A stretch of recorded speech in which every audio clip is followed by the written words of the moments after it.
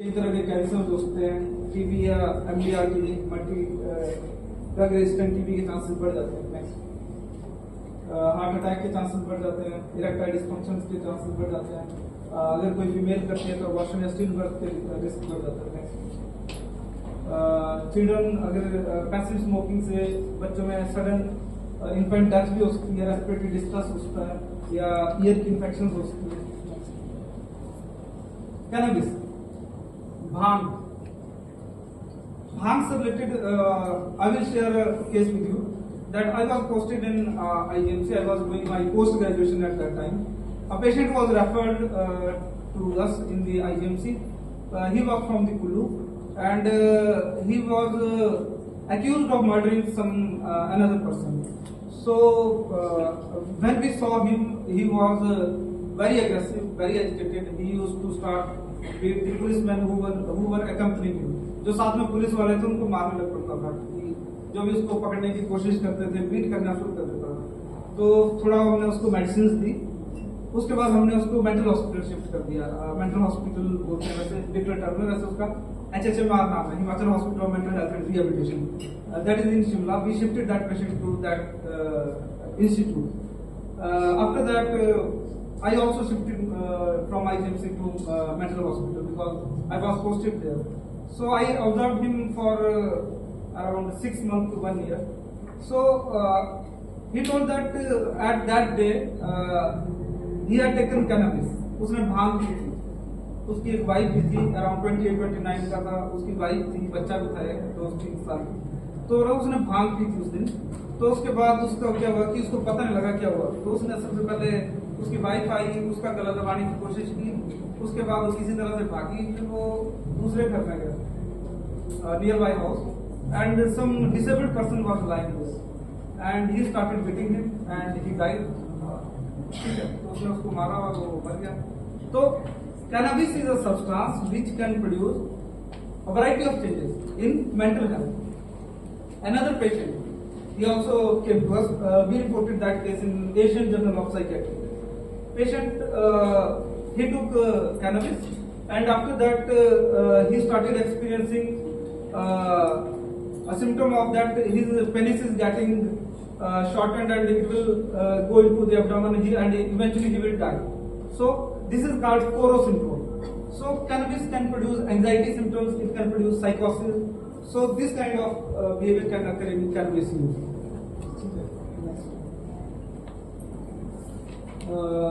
And cannabis can produce similar effects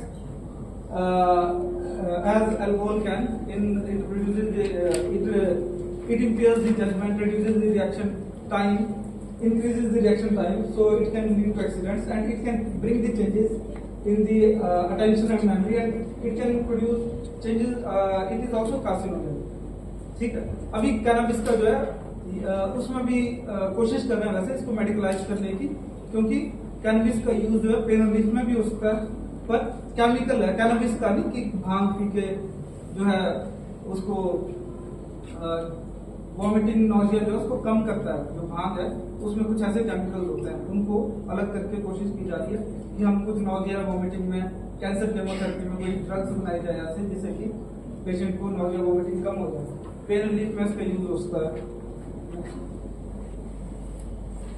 Cannabis increases the risk of psychiatric disorders and amok. I say that patient experienced amok, running amok. That running amok का यही मतलब हुआ कि जिसके कई बार patient जो होता है जिसके अगेंस्ट हॉस्टिलिटी है, पहले उसको मारेगा, उसके बाद जो भी रास्ते में आएगा उसको मारेगा। That is called amok. Next, then opioids, this is poppy plants, and from poppy plants we get opium. This is heroin, this is semi-synthetic, it is derived from morphine. Next, these are injections. Hypodermic needle was invented in 19th century, and after that new ways of using drugs were discovered, and the patients started injecting those drugs and got new problems. Next.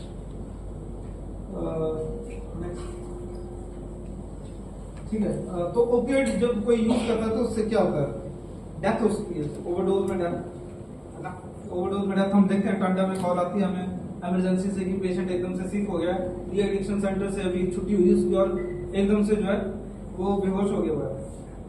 Basically patient is taking morphine, patient is taking चिट्टा ले रहा है कोई, उसको de addiction centre में घर वाले against उसके विशेष डाल देते हैं।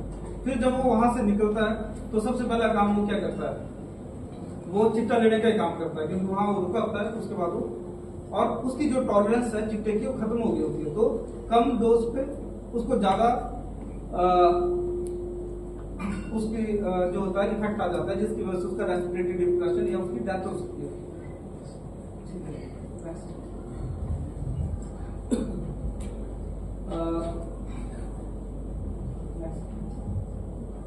This is the risk with injectables. In Nurpur and in basically in first in Nurpur, ऐसा हुआ कि कुछ पेशेंट जो थे वो चिट्टे के डिटेक्ट हुए कि चिट्टा देते हैं। फिर उसके बाद जो डॉक्टर था उन्होंने जो था उसके टेस्ट किए, तो कुछ लोग जो थे उसमें हेपेटाइटिस पॉजिटिव निकले। हेपेटाइटिस लीवर इन्फेक्शन होती है, hepatitis C, A B C D. तो जो चिट्टा लेते हैं, इंजेक्शन लगाते हैं, उनमें हेपेटाइटिस बी या सी की इन्फेक्शन के चांसेस ज्यादा होते हैं और HIV एड्स के चांसेस भी ज्यादा होते हैं। तो डॉक्टर के जो नूरपुर में डॉक्टर थे उन्होंने पाया कि कुछ लोगों में हेपेटाइटिस बी की इन्फेक्शन आ रही है, हेपेटाइटिस सी की इन्फेक्शन आ रही है। फिर जब डिटेक्ट करने लगे तो उस एरिया में कई लोग मिले, तो एक तरह से वहां पे एपिडेमिक फैली हुई। वहां पे कई लोग जो थे वो हेपेटाइटिस बी से, सी से या HIV से इन्फेक्टेड थे। तो वो रिस्क रहता है, क्योंकि शेयर करते हैं नीडल, है ना, एक दूसरे से शेयर करेंगे नीडल, उसकी वजह से HIV हेपेटाइटिस वगैरह का रिस्क रहता है ना। और कई बार जो होता है वो प्योर नहीं होता, कई बार उसमें जो होते हैं कई केमिकल मिक्स होते हैं, जिसकी वजह से ओवरडोज डेथ का रिस्क बढ़ जाता है। Inhalants like blues that are used by people, by children. See, जो ये जो सूंघने वाले नशे हैं जिनको इनहेलेंट्स बोलते हैं, उनमें टॉर्बिन होती है, टॉर्बिन, ठीक है। टॉर्बिन केमिकल होता है, जब कोई चीज चिपकती है तो टॉर्बिन जो होता है उसके वेपर्स निकल जाते हैं, उसकी निकल जाती है साथ में। तो जब इनहेलेंट्स यूज करते हैं तो वो टॉर्बिन जो होती है वो इनहेल कर लेते हैं वेपर, उसकी वजह से जो होता है सेरेब्रल एट्रोफी हो सकती है ना, ब्रेन जो होती है वो सिकुड़ सकती है, हियरिंग लॉस होता है ना, और कई बार डेथ भी हो सकती है। डेथ कैसे हो सकती है? कई बार सुनने वाली चीज जब मुंह से चिपक जाए, मान लो जो ग्लू था मुंह पे चिपक जाए तो सांस लेना बंद हो गया, तो उसकी वजह से डेथ हो सकती है। Then sedative and hypnotics, these are used for sleep, allergy, pain, cough, diarrhea, anesthesia. So these are various drugs which are used for as sedative hypnotics and misused or abused by some people for addiction purpose. They have similar effect as alcohol. जो alcohol है वो भी सिगरेटिव है, और जो diazepam है, benzodiazepines है, वो भी सिगरेटिव है। तो एक ही तरह का इफेक्ट है, और जब नहीं लेते तो विड्रॉल भी एक ही तरह करता है। नेक्स्ट,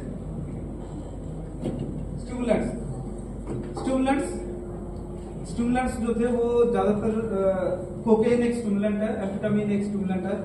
जब वर्ल्ड वॉर चली थी तो जापान में जो था, जो उनके सोल्जर्स थे फ्रंट पे, उनको एम्फेटामिन दी जाती थी। एम्फेटामिन से वो अवेक रहते थे, दिन रात में लड़ते रहते थे, है ना, एनर्जी बनी रहती थी। लेकिन जब वर्ल्ड वॉर खत्म होगी तो वहां पे काफी ज्यादा सप्लाई जहां पे होते वहां पे वो छोड़ के वापस गए अपनी कंट्री। तो इस तरह से जो था वहां भी काफी प्रॉब्लम आ गई। आज के टाइम में एम्फेटामिन और जो है इतना कॉमनली अवेलेबल नहीं है, तो इस वजह से जो है यहाँ पे इस पार्ट में वर्ल्ड के इतना ज्यादा दिक्कत एम्फेटामिन से नहीं है। बेसिकली इनसे क्या होता है कि पेशेंट को बहुत एकदम से हाई फील होता है, डोपामिन सीक्रेट होता है ब्रेन में, हाई फील होगा, नींद नहीं आएगी, इंक्रीज परफॉर्मेंस हो जाएगी, 24 घंटे 48 घंटे जाके रहेंगे, जिसको कि हाई बोलेंगे। उसके बाद क्रैश होता है, जब वो नहीं मिलती तो 2-3 दिन के लिए उसके बाद सोते रहते हैं, है ना, और डिस्फोरिया, अच्छा मूड नहीं रहेगा, इस तरह की दिक्कत हो जाती है। कोकेन लोग जो होते हैं स्नॉट करते हैं, जैसे कि सूंघते हैं, है ना, उसकी वजह से कई बार ऐसा होता है कि उनका जो नेजल सर्कम है वो भी जो होता है खराब हो जाता है, उसमें एक होल बन जाता है दोनों साइड से। हेलुसिनोजेंस These are like phencyclidine, Angelus, LSD. These produce hallucinations. Club drugs हुई जो कि क्लब में इस्तेमाल होती है, जैसे कि कोई रेव पार्टी में इस्तेमाल होती है, जैसे कि कुल्लू में चली जाती है या कहीं और। तो जैसे कि उसमें एक्सटेसी आती है, एमडीएम में आती है, और रोहिनोल आती है, फ्लूनाइट्राज़ोपाम आती है। Basically these are also called date rape drugs, है ना। किसी को जो है किसी ड्रिंक में कुछ डाल के फिर उसके बाद कोई क्राइम, सेक्सुअल क्राइम वगैरह करने के लिए इस्तेमाल करते हैं लोग, ठीक है। Next, like this is also, there's a flunitrazepam. This is also called date rape drug. Next, ketamine जो है वो एनास्थेटिक एजेंट है। एनास्थीसिया वाले डॉक्टर यूज करते हैं एनास्थीसिया देने के लिए, लेकिन कई बार जो होते हैं लोग इसका नशा करना शुरू कर देते हैं, है ना। कई बार जो होता है सबसे ज्यादा चांसेस किस में रहते हैं केटामीन का नशा करने, जो है ओटी में काम करते हैं। एनास्थीसिया में जो डॉक्टर्स काम कर रहे हैं, एनास्थीसिया में जो ओटी का स्टाफ है, उनको अवेलेबिलिटी होती है केटामीन की, तो केटामीन के इंजेक्शन लगाते रहते हैं, ठीक है। तो how to identify substance disorder, कैसे आइडेंटिफाई किया जाए कि कोई सब्सटेंस होता है। So at home people will have, a patient will have loss of interest in family activities, disrespect to the family rules, withdrawal from responsibility, verbally or physically abusive, disappearance of the valuable items and or money, not coming home on time, spending a lot of time in their room or toilet, lies about activities, finding the following: cigarette rolling paper अगर किसी के घर में मिलता है, pipes मिलती है, small glass wires मिल जाए, प्लास्टिक बैगेज मिल जाए, रेमनेंट ऑफ ड्रग्स मिल जाए या बेंट स्पून्स मिल जाए, तो मतलब हो सकता है कि घर में कोई नशा कर रहा है। एट स्कूल में क्या वार्निंग साइंस हो गए कि कोई नशा ले रहा है। Getting late for school, sudden drop in the grades in exam, truancy, not coming to school, loss of interest in learning, sleeping in class, poor work performance, defiance of authority, poor attitude towards sports and other extracurricular activities, not informing you of teachers, meeting or open houses, etc. Then physical or emotional signs, changes friends. पहले जो था बच्चा जो था वो पढ़ने वाले उनके एक ग्रुप था, अब पीयर ग्रुप जो चेंज हो गया, अब वो नशे करने वाले लोगों के बीच में रहता है। स्मेलिंग ऑफ एल्कोहल और chemical smelling on cloth, unexplained mood swings of behaviour, negative और आर्गुमेंटेटिव, पैरानॉइड और confuse, destructive, anxious, overreacts to criticism, acts rebellious. Then shares few if any of their personal problems, deteriorating physical appearance and grooming, wearing of sunglasses at inappropriate time, continual wearing of long sleeved garments in hot weather. ऐसा क्यों करते हैं long sleeved garments क्यों? कई लोग जो होते हैं नशे करने वाले लंबे लंबे बालों के कपड़े पहन करते हैं, क्योंकि कई बार आईवी मार्क्स होते हैं ना, तो घर वाले देखेंगे तो पता लग जाएगा कि ये क्या हो रहा है, तो कई बार ऐसे लंबे लंबे पहन के आते हैं। Association with non substance abusers, frequently asking और begging money from other, frequently rubbing nose और स्नीजिंग और manipulative behaviour. Complications, familial complications can occur, long absence from home, quarrel and physical violence, role change and conflicts, ostracization by family, arguments over drug use, neglect of family obligations, frequent marital separation, divorce can occur. Approximately 80% of the spouse to spouse violence is alcohol related. Physical abuse in children involves 20 to 30% of parents who are heavy drinkers. A child abusing parents is often under influence of alcohol when the incident occurs. ठीक है, social complications, misbehavior with others, arguments, fights, peer alienation, social isolation, loss of position, involvement in drug subculture, decreased social reputation, social ostracization. Financial complication यही होगी, पैसा सारा खत्म हो जाएगा, एक बार डेट में हुआ होगा पेशेंट, घर की सारी चीजें लेके बेच देगा बाद। Legal complications can occur. Patient may be involved in theft and petty crimes, driving under influence, violation of rules, conviction and imprisonment. कई पेशेंट आते हैं हमारे पास जो चिट्टे के लिए दवाई लेते थे, आज वो धर्मशाला में जेल में, क्योंकि उनको दिक्कत आ गई कि उम्मीद नहीं हो पा रही थी डिमांड, तो उनको ड्रग ट्रैफिकिंग में इन्वॉल्व होना पड़ा। उसके बाद लीगल कॉम्प्लिकेशन हुआ है। ठीक है, नेक्स्ट पेनल्टीज। पेनल्टीज की बात है, अगर कोई ड्रग ट्रैफिकिंग में इन्वॉल्व है तो उसकी क्या पेनल्टीज हो सकती है। Narcotics, drug and psychoactive substances act है 1985, इसमें स्ट्रिंजेंट प्रोविजंस है। Act initiated minimum term of 10 साल की सजा है अगर कोई पहली बार क्राइम के साथ में पकड़ा जाता है किसी ड्रग के साथ में, और 20 साल की सजा है अगर दोबारा वो क्राइम करता है, और 1 लाख तक का जुर्माना है, और वो 2 लाख तक एक्सीडेंट हो सकता है जो बार बार ऑफेंड करे। Forfeiture of properties drive from illicit drug trafficking, ये भी इसमें पेनल्टी है। कोमॉर्बिडिटी, अगर कोई नशा लेता है तो सिर्फ नशा ऐसे नहीं कि नशा ही लेता है, तो कहीं और दिक्कतें हो सकती है, या तो वो इस वजह से नशा लेता है या उसको नशा करने की वजह से वो दिक्कतें आ गई है ना। ठीक है, जैसे साइकोसिस, डिप्रेशन या एंग्जाइटी की तरह दिक्कत हो सकती है। और अगर कोई नशा करता है तो उसमें रिलैप्स रेट्स लगभग शुगर, हाइपरटेंशन और अस्थमा की तरह रहते हैं, 40 to 60%। Addiction is similar to other chronic illnesses. Next, we need to keep our eye on the real target. जब एडिक्शन की ट्रीटमेंट होती है तो हमारा गोल होता है कि पहले पेशेंट एब्स्टिनेंट रहे, उसके बाद उसकी फंक्शनैलिटी फैमिली, वर्क और कम्युनिटी में उसकी अच्छी रहे, और एब्स्टिनेंस के लिए उसको फॉलोअप पे बने रहना पड़ता है।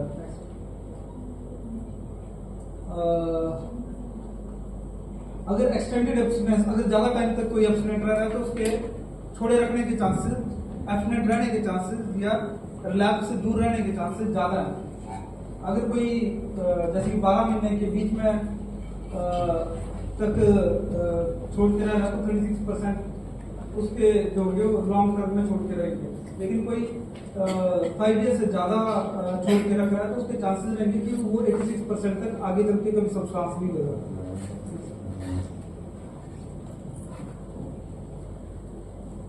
Abstinence depends upon social factors, environmental factors, internal factors। Social factors क्या होंगे, उसका जो फिर एम्प्लॉयमेंट हो रही है, किसी एजुकेशनल इंस्टीट्यूट में एनरोल हो रहा है ना, तो अगर वो हो रहा है तो सोशली एक्सेप्टेड है तो उसके एब्स्टिनेंस के चांसेस बढ़ जाएंगे।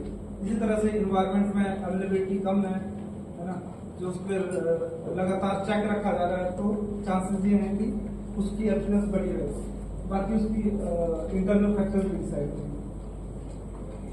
Course of substance use, 30% eventually able to abstain or decrease use, early identification and seeking help, impact on outcome and prognosis.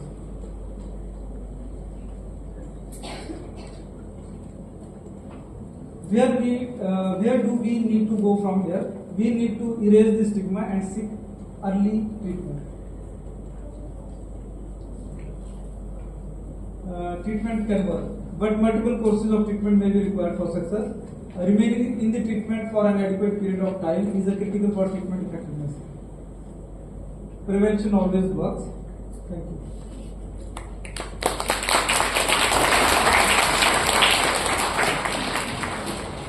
Okay, thank you, Dr. Pankaj, for nice talk and updating us. So, talk is open for discussion. Please, Annie.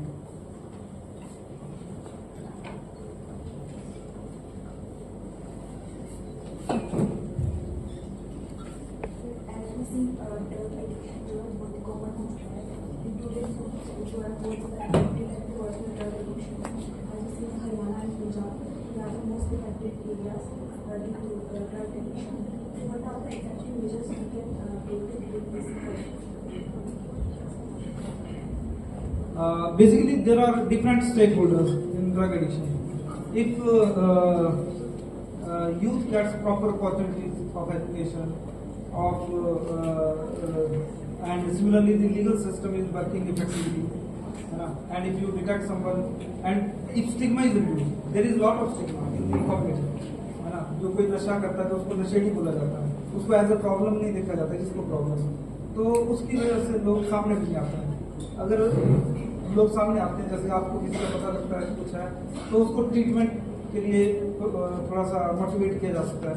Treatment अगर चलेगी, थोड़ा सा वो है, अगर वो satisfied होगा और 4 महीने जॉब को बताएगा, है ना, अपने लेवल पे ये काम होता है।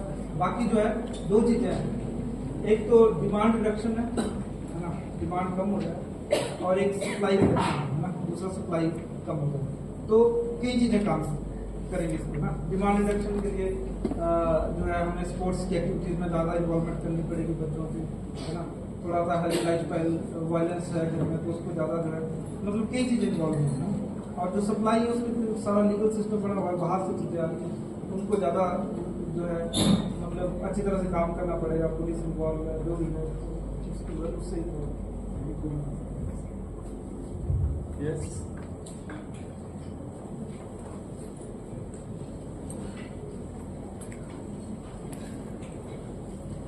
थोड़ा सा था लीवर सर्रोसिस कुछ बोला, वो क्या होता है? जैसे मैंने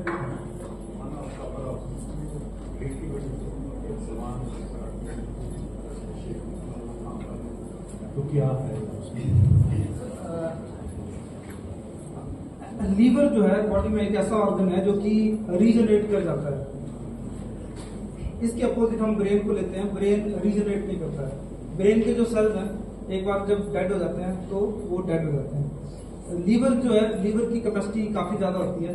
लीवर का अगर थोड़ा सा पोर्शन डेड भी हो जाता है तो वो रिकवर कर जाता है ना। इसी तरह से लीवर का ट्रांसप्लांट होता है, ब्रेन का ट्रांसप्लांट नहीं होता है, ठीक है। सिरोसिस लीवर का मतलब हो गया जब उसमें इस तरह का डैमेज आ गया जो कि इरिवर्सिबल है। लीवर में जैसे कि डैमेज आता है, अल्ट्रासाउंड कराते हैं तो फैटी लीवर आता है, grade 1 fatty liver, grade 2 fatty liver, grade 3 fatty liver, उससे रिकवरी पॉसिबल है। लेकिन जब सिरोसिस हो गया तो मतलब उसमें कुछ चेंजेस आ गए हैं, उसमें जो है लीवर का टिश्यू जो है वो रिप्लेस हो गया है फाइब्रोटिक टिश्यू से। तो वो जो है उसकी वजह से उसको जो होगा जैसे कि बैक प्रेशर चेंजेस आ जाएंगे, पोर्टल वेन का प्रेशर बढ़ जाएगा, उसकी वजह से उसको पेट में एसाइटिस हो जाएगा, पेट में मतलब पेट फूल जाएगा, उसका पानी भर जाएगा, फिर खून की उल्टी उसको हो सकती है, उसको जॉन्डिस हो सकता है। तो मतलब लीवर की बस हो गई है, अब जो है पानी सिर के ऊपर निकल गया है, तो वो बड़ी स्टेज होती है। जैसे वॉइस भी कमर करती है या आवाज भी वो प्रॉपर होता है, साइंटिस्ट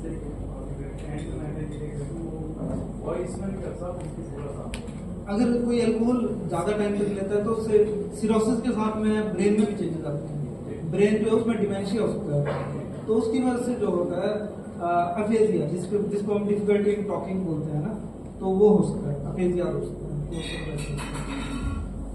एक आखिरी में डॉक्टर साहब, क्योंकि हम कॉन्फ्रेंस से इंटरनेशनल कॉन्फ्रेंस जैसे कराते हैं, आई थिंक आपको भी ये होता है, तो जैसे वहाँ तो जो एक बैंक्वेट होता है तो वहाँ तो कॉकटेल चलता है, तो इन इंटरव्यू को भी प्रमोट, तो आप उसके बारे में क्या, जैसे यूरोप में मैंने देखा तो ऑल कम्युनिटी, लेकिन स्मॉल वो विस्की और स्कॉच वो दे, तो क्या ये अच्छी चीज है क्या? आप तो जितना सोशल एक्सेप्टेंस रहेगी उतना ज्यादा एडिक्शन फैलेगी। तो सोशल साइकोएक्टिव सब्सटेंसेस कोई भी है, सोशल एक्सेप्टेंस अगर कम रहेगी तो शायद सोसाइटी में थोड़ा यूज कम रहेगा।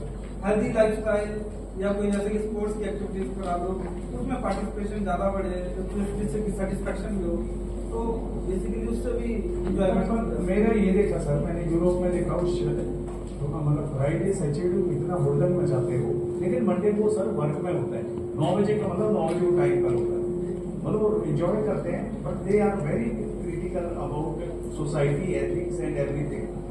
तो मतलब मैं थोड़ा सा वहाँ अपने आप को देखता हूँ कि हमारे मतलब वहाँ वो करते हैं सर, लेकिन फिर अपनी सोशल जो उनकी है वो चीज शायद आपने ये चीजें देखी होगी, मतलब वहाँ का मैं यूएस का देखा वीकेंड जैसे पॉपुलर हो गया सर। आज भी देखा अगर आप शिमला में देखता हूँ वीकेंड में सारा पंजाब है यहाँ जो टूर पे बड़ा हुआ क्योंकि आई लोग सुनना करना फुल भरे हुए, तो वहाँ यही चीज है, मतलब वो सारा वहीं से आ रहा, पर वहाँ सर वो सोशल एथिक्स उनके इतने जबरदस्त है, वो करते हैं, लेकिन वो अपना जो उनका लॉज है और वो जो एथिक्स है या अपने जो उनका ड्यूटी है, ड्यूटी के मतलब वो थोड़ा सा वो सब वो मतलब जेनेटिक डिफरेंसेस होते हैं ना, जैसे कि एशियन पॉपुलेशन के साथ में थोड़ा है, तो वो थोड़ा सा वो भी हो सकता है, जो जेनेटिक्स है उनका डिफरेंट है, अलग रेस है, तो वंस ग्रेट